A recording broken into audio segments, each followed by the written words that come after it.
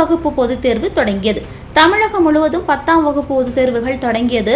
இந்த தேர்வு 6/4/2026 வரை நடைபெறுகிறது. நெல்லை மாவட்டத்தில் 96 மையங்களில் 284 பள்ளிகளைச் சேர்ந்த மாணவர்கள் 11,358 பேரும், மாணவிகள் 11,243 பேரும் என மொத்தம் 22,601 பேர் தேர்வு எழுதுகின்றனர்.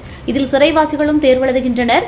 தேர்வு எழுதும் மாற்றுத்திறனாளி மாணவர்களுக்கு சொல்வதை எழுதுபவராக 238 ஆசிரியர்கள் நியமனம் செய்யப்பட்டுள்ளனர்.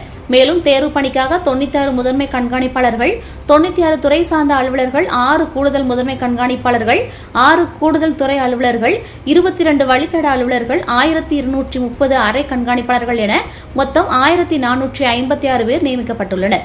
மேலும் தேர்வில் முறைகேடுகளை தடுக்கும் வகையில் 160 நிலையான படையினரும் பறக்கும் படையினரும் கண்காணிப்பு பணியில் ஈடுபடுவர். தேர்வு மையங்களில் தடையில்லா மின்சாரம், குடிநீர், கழிவறைகள் என அனைத்து அடிப்படை வசதிகளும் செய்யப்பட்டுள்ளது. தேர்வு தொடங்குவதையொட்டி மாணவ மாணவிகள் சுமார் 1 மணி நேரத்திற்கு முன்னதாகவே தேர்வு மையங்களுக்கு வந்துவிட்டனர்.